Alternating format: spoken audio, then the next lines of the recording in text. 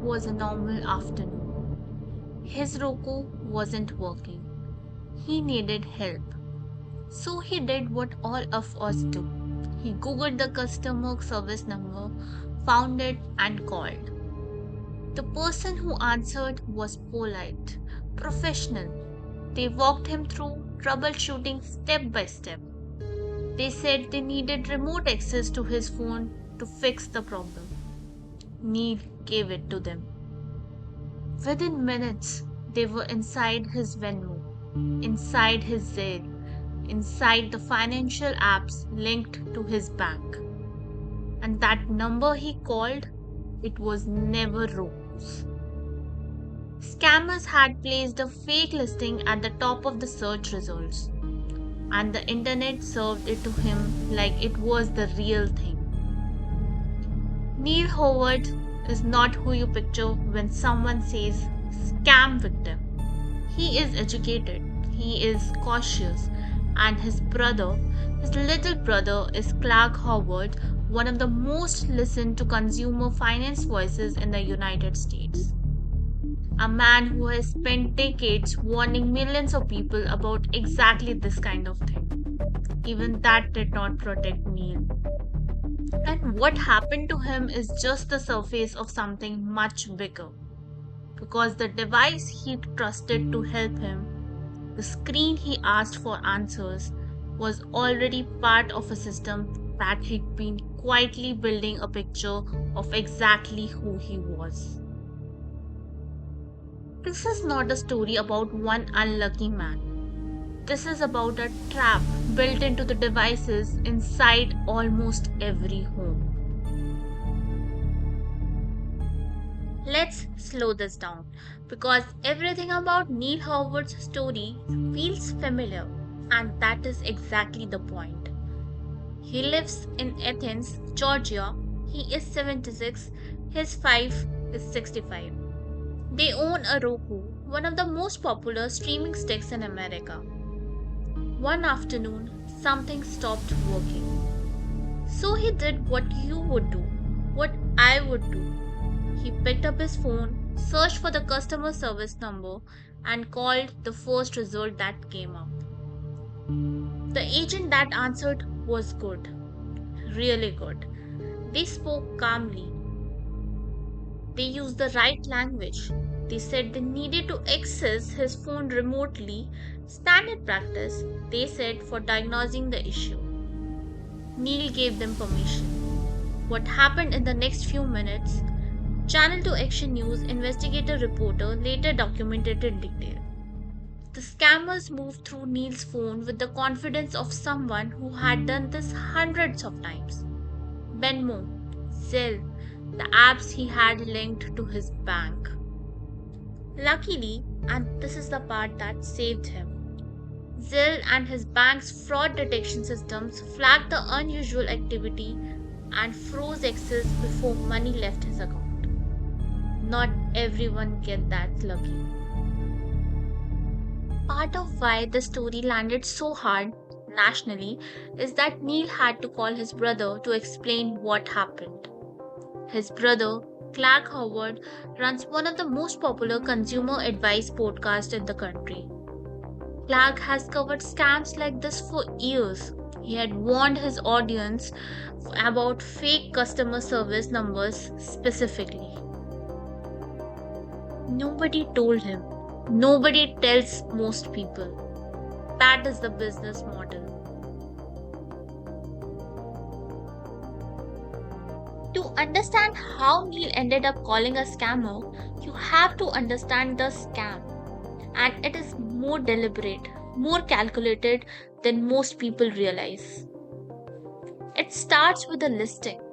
Scammers create fake customer service phone numbers for popular brands like Roku, Netflix, Cash App, Zelle, Amazon, and they invest money to push those fake listings up search engine rankings. They run them like ads. They optimize them like a real business would. Better Business Bureau has documented exactly this pattern and warned the public about it. Their research found that scammers cannot tell the difference between a fake number and a real one. And now, neither can your smart device. When you ask Alexa or Google or Siri to find a customer service number for you, they are pulling from the same search results that served Neil a fake number. They cannot audit the listing, they cannot verify it. They just read it to you in a calm, trustworthy voice. And that voice carries weight. We have been trained to trust it. Channel 2 had been reporting on this specific pattern for years before Neil's story broke. In 2024, a Sandy Springs man paid $800 to a fake company he thought was a budget car rental. Same mechanism, different bait. The scam works identically whether the victim is looking for a streaming service or a car rental company. It's like locusts. No matter how many locusts you get rid of, more just sweep in.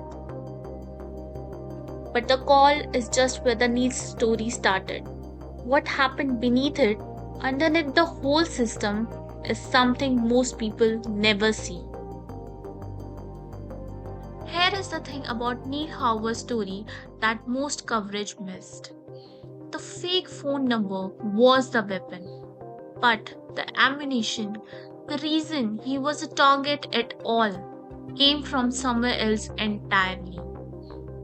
Every smart device in your home is collecting data. Your Roku knows what you watch, when you watch it, and how long you sit in front of the screen. Your smart speaker logs every command you give it. Your smart TV's built-in tracking technology called automatic content recognition monitors your viewing habits and sells that profile to advertisers. Surfshark's researchers analyzed 290 apps connected to more than 400 smart home devices and published their findings in July 2024. They found that 1 in 10 smart home apps collects your data specifically for tracking purposes, gathering names, emails, location, browsing history, and more. After collecting it, those apps share it with data broker companies. Data brokers buy and sell that information. They build profiles and they sell access to those profiles to whoever will pay. UC Davis computer scientists published a peer-reviewed study, awarded Best Paper at the 2023 Internet Measurement Conference, showing that Amazon's Alexa devices process your service interactions to build interest profiles. Those profiles are used for ad targeting. And here is the number that stopped researchers in their tracks. Some user profiles received advertising bids that were up to 30 times higher than a baseline user. 30 times. Because your voice, what you say in your own living room, is worth more to the market than almost any other kind of data. And then beneath the advertisers, there is a layer that the industry does not advertise at all. In 2022, a Department of Justice investigation revealed that data brokers, Macromag, KBM, and Epsilon had spent approximately a decade compiling and selling lists of vulnerable people to criminal scammers. These were not ordinary mailing lists. They were profiles of elderly Americans, people with cognitive impairments, and people who had previously been defrauded. Inside the data broker industry, these lists had a name. They were called sucker lists. The scammers who bought those lists would then report back, telling the data brokers which targets had responded, making the next list more accurate, more targeted, more lethal. The devices got smarter, the targeting got sharper, and the trap got quieter. Neal Howard didn't just stumble into a scam. There is an entire industry that helped the scammer find him.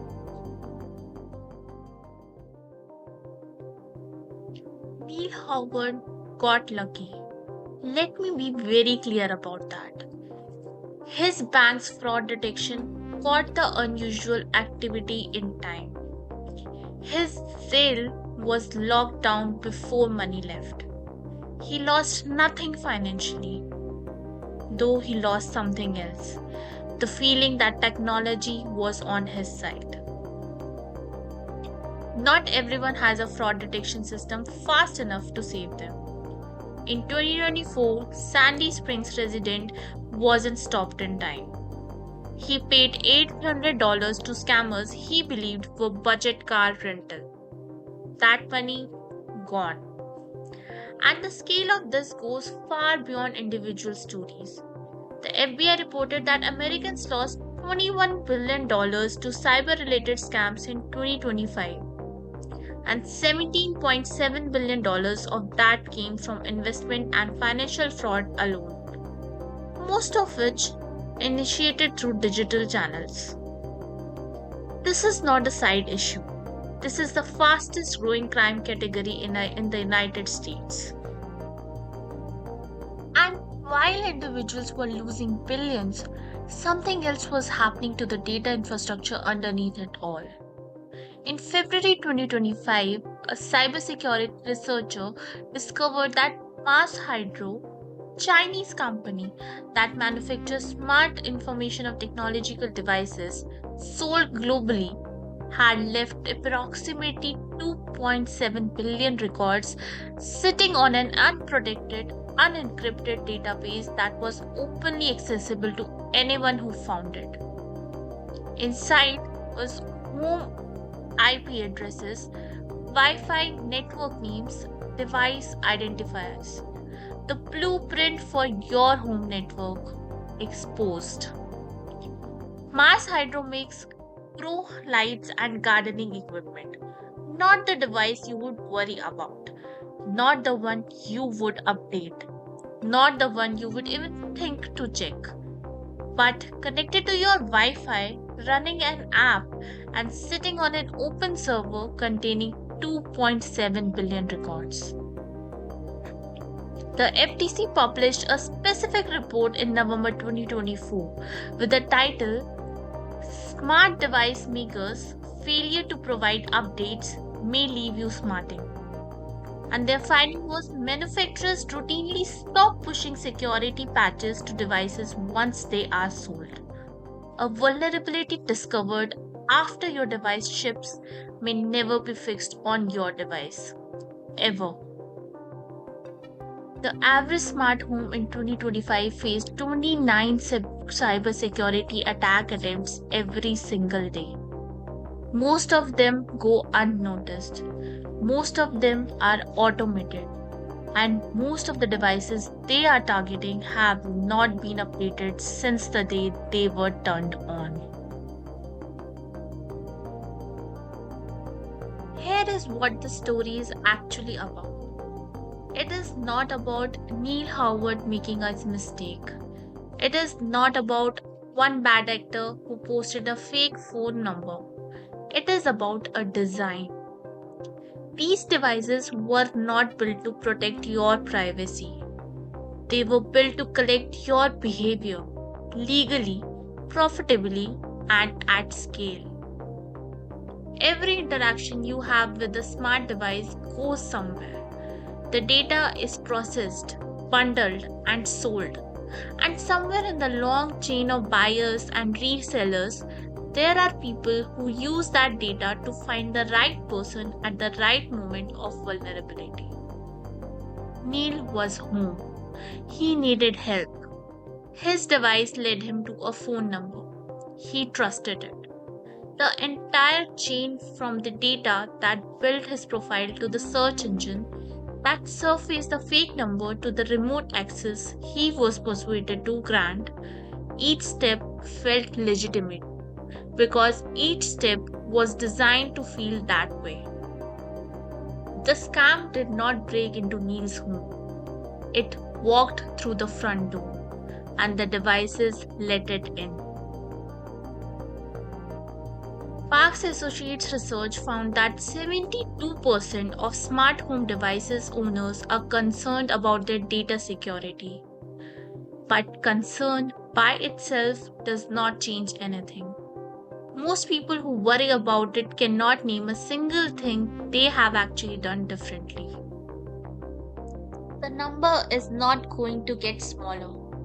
The number of connected Internet of Things devices worldwide was 7.74 billion in 2019 and was projected to exceed 16 billion by 2025. More devices, more data, more surface area for what happened to Neal to happen again and again. Because now you know what he didn't know before he picked up that phone. Neal Howard told Channel 2 that nobody had ever warned him not to search for a phone number on Google. So let this be that warning, and let's go a few steps further. Whether it is Alexa, Siri, Google, or Smart TV search bar, they pull from the same search results that scammers can manipulate. Go directly to a brand's official website and find the contact number there. This is the one thing Neal Howard's story teaches above everything else. Legitimate customer service teams do not need remote access to your phone to fix a streaming device. If anyone asks for it, hang up. That is the deal. Neal's scammer asked within the first few minutes. It should have ended there. Most modern routers let you create a guest network. Put every smart home device on that network, away from your laptop, your phone, and anything connected to your bank. If a device is compromised, the attacker cannot reach your financial life. The FTC's 2024 report confirmed manufacturers often stop pushing updates to devices already in homes. Go into your device settings or companion app and check for firmware updates. For cheaper or older devices, consider whether the risk of running an unpatched device is worth the convenience. Surfshark's 2024 research found many apps collected far beyond what they need to function. On your phone, go to Settings and App and Permissions and review what each smart home app can access. Revoke microphone and camera permissions for any app that does not need them to perform its core function.